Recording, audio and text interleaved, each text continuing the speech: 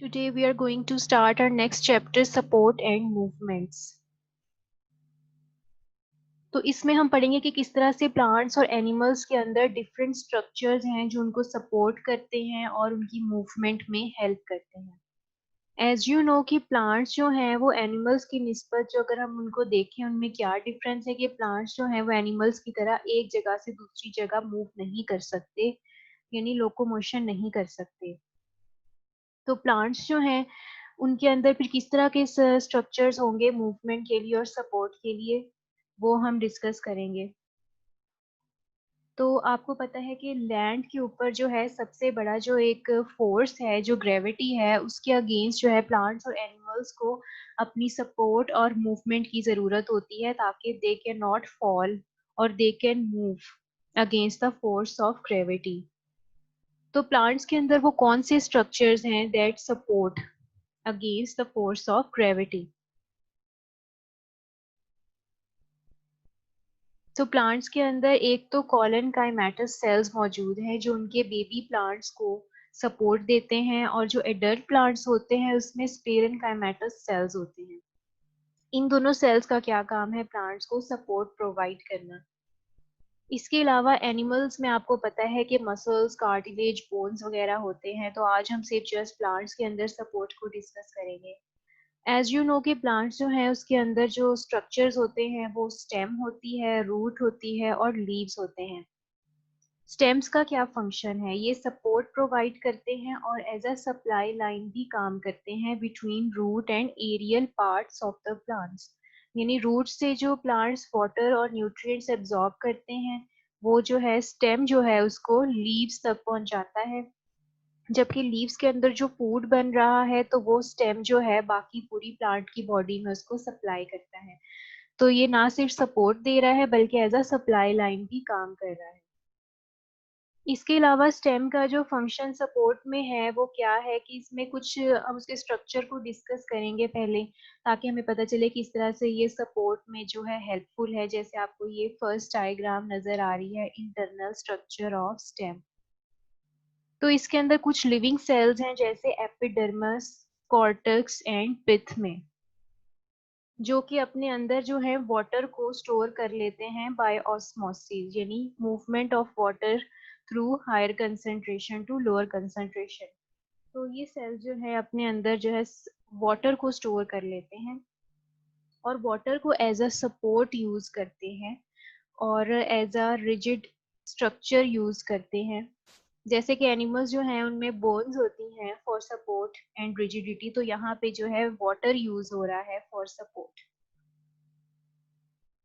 तो ये वाटर जो है it provides an internal hydrostatic pressure. ये ऐसा प्रेशर होता है कि जो कोई भी फ्लूइड जो है वो सेल के अंदर की तरफ जो है उसको प्रेस करके, सेल मेम्ब्रेन को प्रेस करके अगेंस्ट वॉल जो है एक्सर्ट करता है, और इसको हम कहते हैं टर्गर प्रेशर। तो ये जो है सेल्स को रिजिडिटी प्रोवाइड करता है और इस तरह से प्लांट को जो है रेजिस्टेंट करता है टू बेंडिंग, जिसकी वजह से आपने देखा होगा कि प्लांट्स जो हैं वो अपराइट खड़े रहते हैं, they are resistant to bending. लेकिन अगर ये रिजिडिटी जो है ये लूज हो जाए due to loss of turgidity, यानी अगर किसी तरह से पानी जो है इनके सेल्स में से निकल जाए तो फिर क्या होगा? सेल्स भी फ्लेसिड हो जाएंगे, स्टेम जो है वो भी फ्लेसिड हो जाएगी, यानी वो नीचे की तरफ झुक जाएगी। तो टर्गर प्रेशर जो है it is extremely important to maintain the turgidity in plants, यानी प्लांट्स की टर्जिडिटी रिजिडिटी सपोर्ट में जो इन्वॉल्व है मैकेनिज्म वो है टर्गर प्रेशर। इसी तरह से कॉलन काइमा और स्क्लेरन काइमा जो है सेल्स, वो किस तरह से सपोर्ट प्रोवाइड कर रहे हैं? लिविंग सेल्स तो हमने देखा कि वाटर के स्टोर करके वाटर के जरिए जो है सपोर्ट प्रोवाइड कर रहे हैं, वाटर को यूज कर रहे हैं फॉर टर्जिडिटी रिजिडिटी। तो कॉलन काइमा एंड स्क्लेरन काइमा सेल्स जो है वो किस तरह से सपोर्ट में इन्वॉल्व है? तो कॉलन काइमा और स्क्लेरन काइमा के अंदर जो है हेविली लिग्निफाइड जो कॉर्टेक्स और जाइलम टिश्यूज होते हैं। यानी ये लिग्निन जो है एक ऐसा मटेरियल होता है जो इनकी वॉल्स के अंदर स्टोर हो जाता है और उनको रिजिडिटी प्रोवाइड करता है, उनको टफनेस प्रोवाइड करता है और उनको वुडी बनाता है। और ये जो है प्लांट्स को भी सपोर्ट प्रोवाइड करता है। जिस तरह के बहुत सारे आपने टेरेस्ट्रियल प्लांट्स यानी लैंड पे आप प्लांट्स को देखते हैं, जैसे ही हमें राइट साइड पे एग्जांपल नजर आ रही है ट्री की। ट्री को आपको पता है कि प्लांट्स जो है ये कैन नॉट मूव। जब मौसम खराब होता है तो वो छुप नहीं सकते, उनको हर चीज का हार्श एनवायरनमेंट का सामना करना पड़ता है। अगर कभी बहुत कोई विंडी कंडीशन हो या कोई तूफान वगैरह हो तो ये किस तरह से अपने आप को बचाते हैं। तो ये इनके अंदर इतनी ज्यादा स्ट्रेंथ हो कि ये जो है बेंडिंग से बच सके।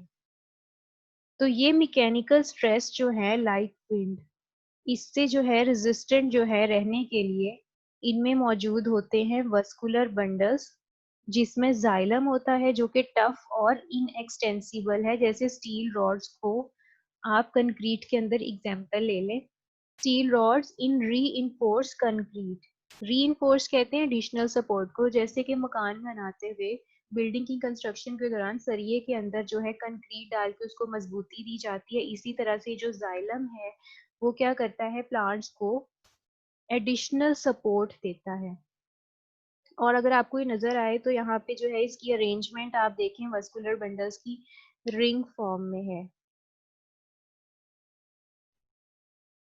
तो ये जो है स्टेम के अंदर it provides very effective resistance to wind stress and weight bearing ability. यानी प्लांट जो है जो अपना वजन जो है उसको बर्दाश्त करने की, होल्ड करने की एबिलिटी और विंड स्ट्रेस का जो है रेजिस्ट करने की एबिलिटी जो है वो किसकी मदद से प्रोवाइड की जाती है, इस रिंग की मदद से। फिर कुछ प्लांट्स हैं जैसे कि सनफ्लावर, उसमें वस्कुलर बंडल्स जो हैं उसको फर्दर स्ट्रेंथन किस तरह से किया जाता है by additional sclerenchyma fibres which form bundle cap. अब यहाँ पे एडिशनल एक बंडल कैप भी मौजूद होती है जाइलम और फ्लोएम के ऊपर, जो कि स्क्लेरेंकाइमा सेल्स की बनी होती है।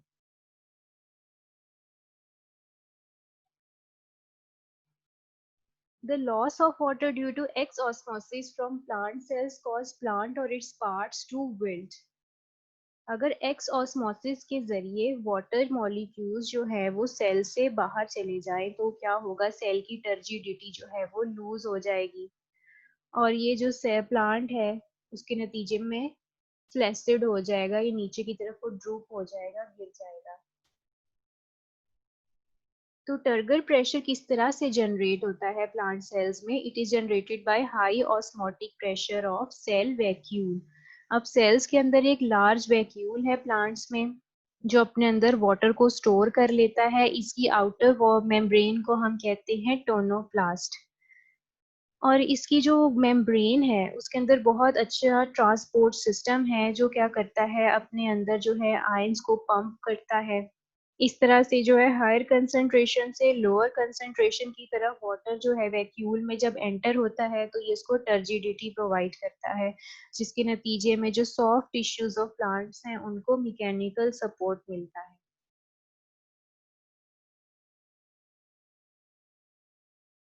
अब है हमारे पास स्क्लेरेंकाइमा सेल्स।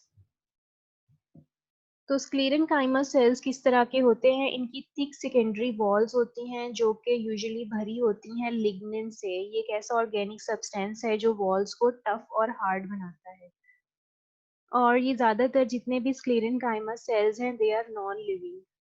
और इनका फंक्शन क्या है, they provide support to the plant parts. अब स्क्लेरेंकाइमा सेल्स जो हैं उसकी थ्री टाइप्स हैं, fibres, sclereids and vessels. Fibres जिनको हम ट्रैकिड्स भी कहते हैं ये लॉन्ग होती हैं और सिलेंड्रिकल होती हैं और ये सॉलिड बंडल्स की फॉर्म में मौजूद होती है इन जाइलम या फिर बंडल कैप्स में भी। जैसे अभी हमने लास्ट एग्जाम्पल में बंडल कैप देखा था जो बनी हुई थी स्क्लेरेंकाइमा सेल से। सेकंड है इसकी टाइप स्क्लेरेड्स। ये थोड़ी शॉर्टर होती हैं फाइबर्स की निस्बत और कहाँ पे मौजूद होती हैं, seed coats and nut shells, और ये प्रोवाइड करती हैं इनको protection. Third type is vessels जिन्हें हम ट्रेकी भी कहते हैं। ये लॉन्ग ट्यूबुलर स्ट्रक्चर्स हैं जो एंड टू एंड आपस में ज्वाइन होकर लॉन्ग वाटर कंडक्टिंग पाइप बना देते हैं इन जाइलम, जिसके जरिए रूट से बाकी प्लांट बॉडी की तरफ वाटर ट्रांसपोर्ट होता है। Next we have collenchyma cells. Collenchyma cells जो हैं इसमें क्या होते हैं, प्रोटोप्लास्ट, और इनके सेल्स जो हैं they have lost their cell wall. इनकी यूजुअली जो है सेकेंडरी वॉल नहीं होती। अब सेकेंडरी वॉल क्या होती है, ये एक ऐसा स्ट्रक्चर है जो प्राइमरी सेल वॉल और प्लाज्मा मेम्ब्रेन के बीच में मौजूद होता है। तो इनकी जस्ट प्राइमरी वॉल्स होती हैं जिसके अंदर एंगुलर थिकनिंग होती है। एंगुलर थिकनिंग का क्या मतलब है कि इनके जो सेल्स हैं जहाँ से वो अटैच्ड हैं उनके कॉर्नर्स के अंदर क्या होती है, थिकनिंग होती है ऑफ सर्टेन मटेरियल्स। कुछ मटेरियल जो हैं वहाँ पे क्या हो जाते हैं, डिपॉजिट हो जाते हैं, लाइक हेमी सेलुलोसिस और पेक्टिन। और ये यूजुअली ग्रुप होते हैं इन स्ट्रैंड्स और सिलेंडर्स, सिलेंडर्स की फॉर्म में जो है ये जुड़े हुए होते हैं। और इसके अलावा they provide support to young herbaceous parts of plant, यानी प्लांट्स के जितने भी यंग स्ट्रक्चर्स होते हैं उनको, यानी जो कि वुडी नहीं होते, इतने सॉफ्ट होते हैं, उन स्ट्रक्चर्स को ये क्या प्रोवाइड करते हैं, सपोर्ट। इसके अलावा इनका जो करेक्टरिस्टिक है वो ये है कि they are elastic and elongate with growth of stems and leave. जैसे जैसे स्टेम और लीव जो है बढ़ते जाते हैं ये भी लॉन्गर और वाइडर होते जाते हैं। तो आज का हमारा टॉपिक यही पे एंड होता है। Thank you.